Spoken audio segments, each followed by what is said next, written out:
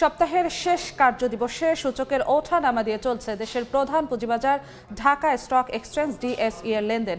সবশেষ বাজার পরিস্থিতি জানতে এখন আমরা সরাসরি চলে যাচ্ছি ডিএসই এর ওয়েবসাইটে। দর্শক, আজ সপ্তাহের শেষ কার্যদিবস, একই সঙ্গে নতুন বছরের আজ দ্বিতীয় কার্যদিবস। সকাল থেকে দেখা যাচ্ছিল ওঠানামার মধ্য দিয়ে চলছে ঢাকার পুঁজিবাজারের লেনদেন। এখন এই মুহূর্তে তিন সূচকেই রয়েছে নিম্নমুখী প্রবণতা।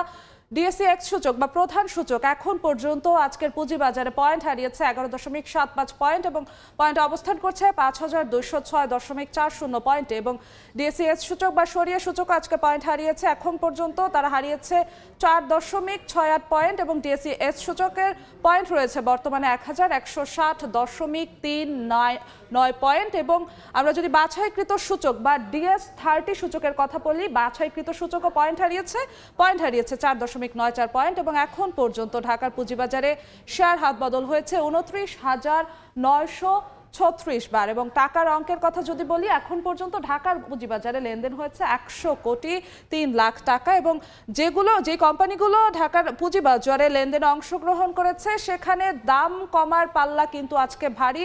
শেয়ারের দাম যেসব কোম্পানির কমেছে সেই সংখ্যাটি হচ্ছে 184, অর্থাৎ 184টি কোম্পানির শেয়ারের দাম আজকে কমেছে এবং দাম বেড়েছে 90টি কোম্পানির শেয়ারের এবং অপরিবর্তিত আছে 92টি কোম্পানির শেয়ারের দাম। একটু যদি চিত্রটা আপনাদেরকে সকাল থেকে দেখাই, 10টার দিক থেকে কিন্তু উত্থান দেখা যায় এবং শেয়ার বাজার শুরু হওয়ার 15 মিনিটের মাথায় কিন্তু দেখা যায় প্রধান সূচকের বড় ধরনের পতন দেখা যায়। এরপর 10:30টার পর থেকে আবারও উত্থান দেখা যায়, কিন্তু 11টার পর থেকে আবারও দেখা যাচ্ছে সেই নিম্নমুখী প্রবণতা।